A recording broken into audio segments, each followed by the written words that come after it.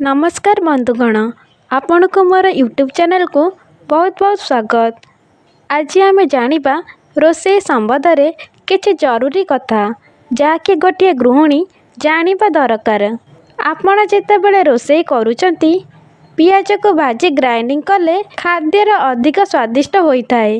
गाजरर ऊपर भाग को काटी एयर टाइट पॉलिथिन रे भल भाव बांधी फ्रिज रे रखिले यह बेसी दिन सुरक्षित रही थाए। गाजर, ग्रीन मटर और बीट को जेतेबेले रोषेई करूचंती तार प्राकृतिक सुगंध बजाय रखिबाकू जदि चाहुचंती तेबे टिके सेतेरे चीनी पकाई दियंतु।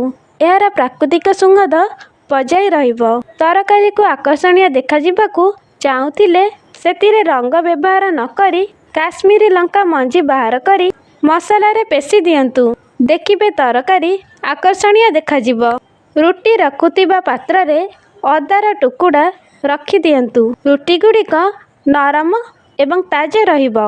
पनीर को न छाणी गरम पानी रे अल्प समय पाई पकांतु। फल पनीर टी नरम रहिबो। पनीपरिबार प्राकृतिक रंग बजाय रखिबाकू चाहुतिले रांधिबा समय रे अल्प चीनी पकाई दियंतु। एल्युमिनियम कढ़ाई रे छतु रांधिले छतुटी कला पड़ जाए, तेणु सेपरी कढ़ाई रे न भाजी अलगा कढ़ाई रे भाजिबे। सेव और कदली को पाखापाखी रखिले शीघ्र पची जाए।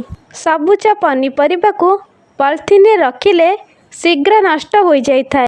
हाथ रे टिके ऑलिव तेल लगाइले अटा चकुड़िले हाथ रे अटा लगी न थाए। सालाड करुथिबा बेले सालाड रे लेंबू रस और टिके गोलमरीच पकाइले ताहा अधिक स्वादिष्ट होइथाए। माछ को गोटे दिनरु अधिक रखिबाकू चाहुतिले कंचा माछ रे हळदी, लूण और अल्प विनेगार को गोलाई फ्रिज रे रखंतु। माछटी बहुत समय फ्रेश होइकी रहिबो। लंका बाटिले हाथ पोड़े।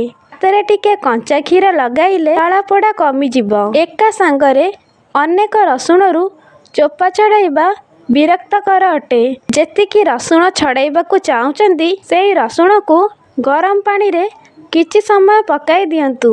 ताहाकू दली देले चोपा आपे छाड़ी जिवो। एई वीडियोटी जदि आपनकू भल लागिला तेबे निश्चिंत भाबरे गोटे लाइक आउ चैनल को सब्सक्राइब करिवे।